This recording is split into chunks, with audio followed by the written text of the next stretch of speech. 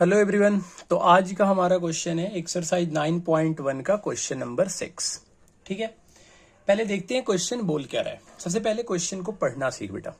Question क्या बोल रहा है, अ 1.5 मीटर टॉल बॉय, एक 1.5 मीटर का एक लंबा सा लड़का है, is standing at some distance from a 30 metre tall building. मतलब क्वेश्चन को पढ़ते जाओ और फिर इसको बनाते जाओ फिगर को। क्वेश्चन क्या बोल रहे हैं बेटा कि ये 30 मीटर का टॉल बिल्डिंग है। ठीक है, ये कितने मीटर का टॉल बिल्डिंग है? 30 मीटर का बिल्डिंग है बेटा, है ना। अब बिल्डिंग तो ग्राउंड पे ही होगा। ठीक है सर। एक 1.5 मीटर का लड़का है जो बिल्डिंग से कुछ डिस्टेंस पे, सम डिस्टेंस का मतलब कुछ डिस्टेंस पे खड़ा है।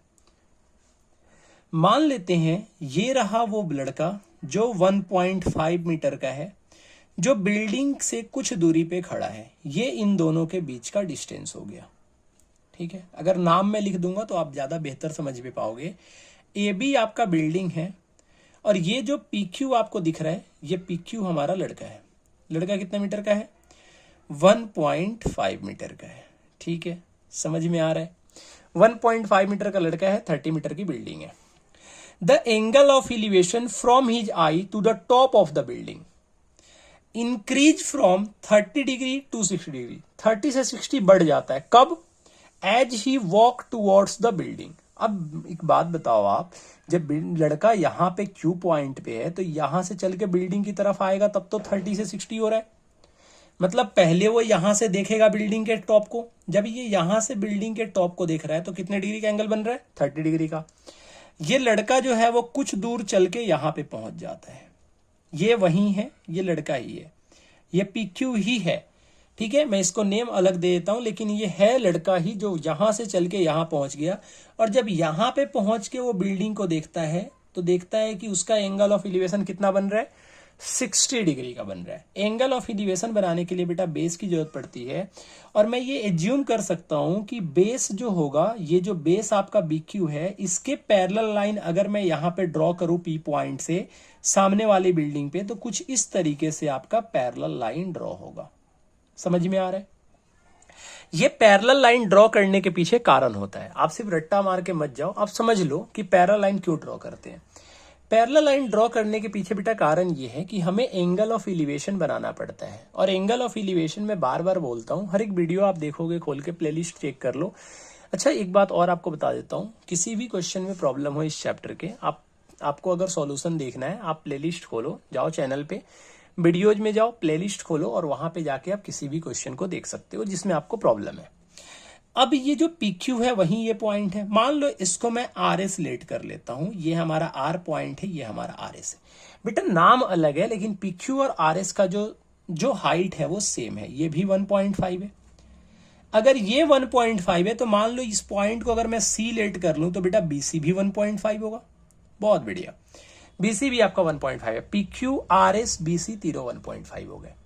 अब एक बात बताओ आप मुझे, आप बताओगे अगर ये ए बी टोटल 30 है और 30 में से बीसी आपका 1.5 निकल गया तो एसी का हाइट कितना होगा? मैं पूरे की बात नहीं कर रहा, मैं बस ए से लेके सी पॉइंट तक की बात कर रहा हूं, यहां तक की। एसी कितना हो जाएगा?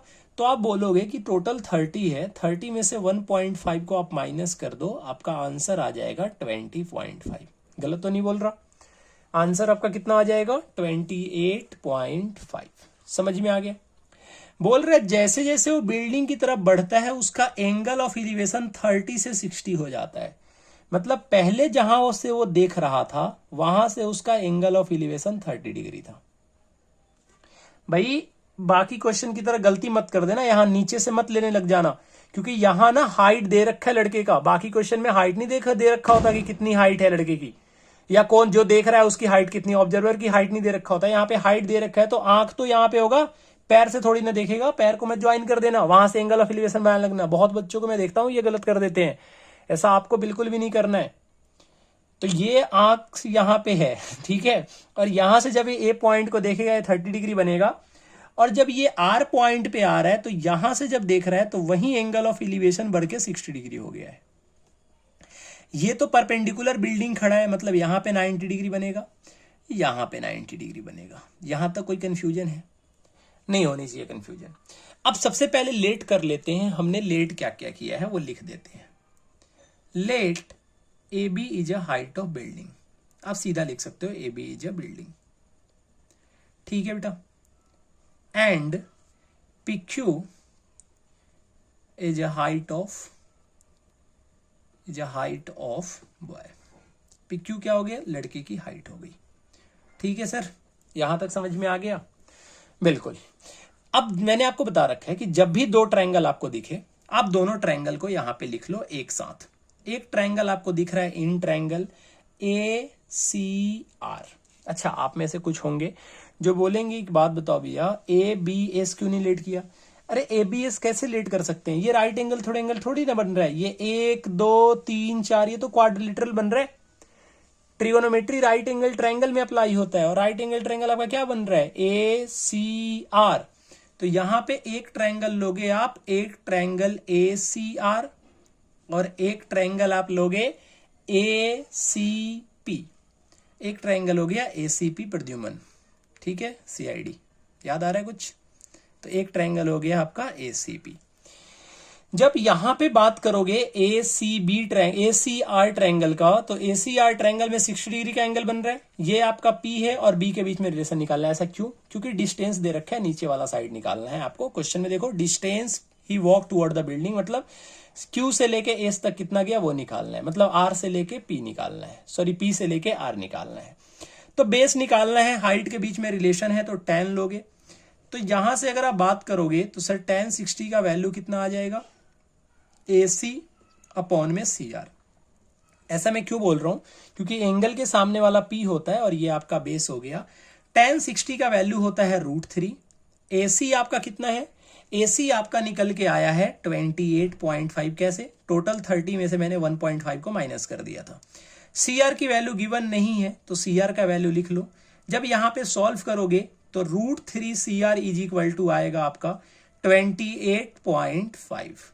जब यहां से आप वैल्यू निकालने की कोशिश करोगे तो CR का वैल्यू आएगा 28.5 अपॉन में √3, क्योंकि इधर मल्टीप्लाई में है, ये इधर की साइड जाएगा तो डिवाइड आ जाएगा। यहां तक तो आप समझ रहे होगे बात को, CR का वैल्यू निकल के आ गया। अब ACP ट्रायंगल में देखूं और यहां पे अगर मैं tan का रिलेशन ले लूं, क्यों? क्योंकि हमें P और B के बीच में रिलेशन ढूंढना है। आप में से कोई ऐसा तो नहीं है ना जिसे ये कंफ्यूजन हो कि P और B के बीच में रिलेशन कैसे ढूंढेंगे? सिर्फ गिवन जो दे रखा है वो देखो और निकालना क्या है वो देखो, अपने आप समझ में आ जाएगा।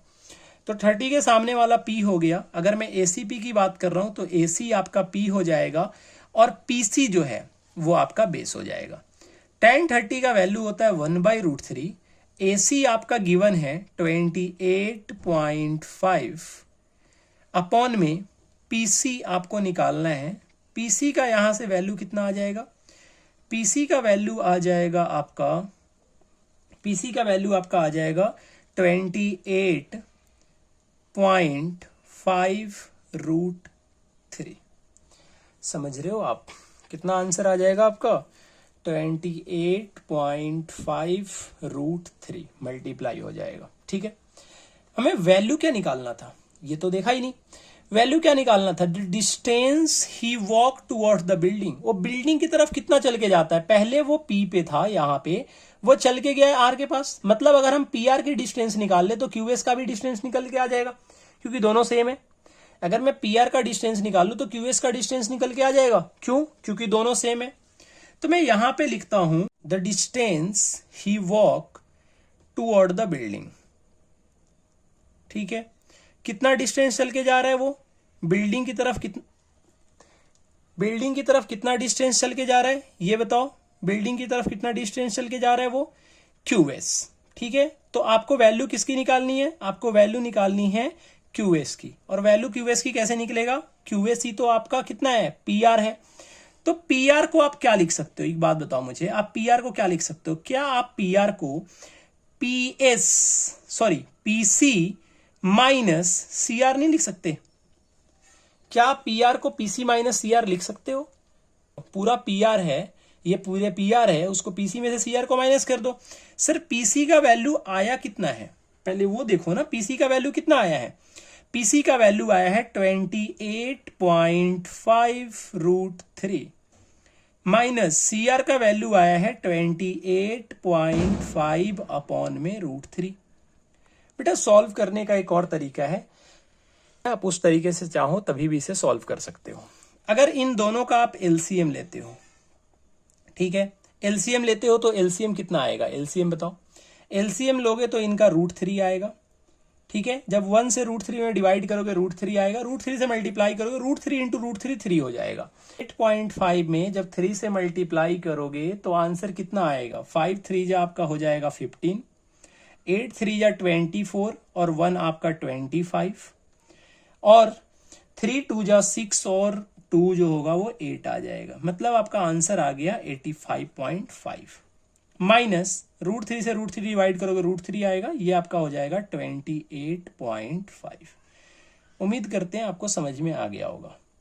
जब 85.5 में से 28.5 माइनस करोगे, 5 में से 5 जाएगा 0 आएगा, 85 में से 28 माइनस करोगे तो 7 होगा और ये 5 होगा। मतलब सर ये आ गया आपका 57 अपॉन में √3।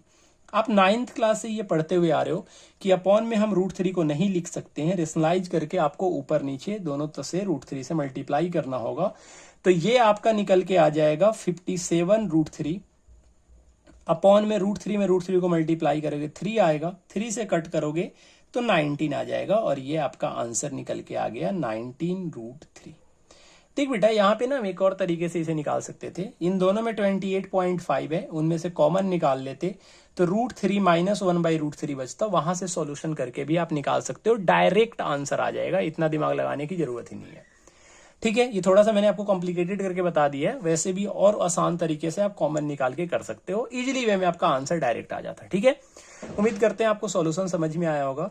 बेटा अगर सॉल्यूशन समझ में आ रहा है, पढ़ाया हुआ सब कुछ क्लियर है, अगर आपको कंसेप्ट समझ में आ रहा है तो आपको करना है क्या है, चैनल को सब्सक्राइब कर लो और बेल आइकन को दबा देना। ठीक है, इसलिए कि जब भी मैं आपको वीडियो डालूं तो नोटिफिकेशन आपके पास पहुंच जाए और सबसे पहले आप सॉल्यूशन को देख सको, इसलिए आपको करना है। ठीक है, वीडियो को लाइक करना है, चैनल को सब्सक्राइब जरूर कर देना, ठीक है, याद से, और दोस्तों में शेयर भी कर देना ताकि उन लोगों को भी एप्लीकेशन और ट्रिगो में जो भी दिक्कत है वो पता चले। मिलते हैं आपसे नेक्स्ट वीडियो में, till then tata bye bye.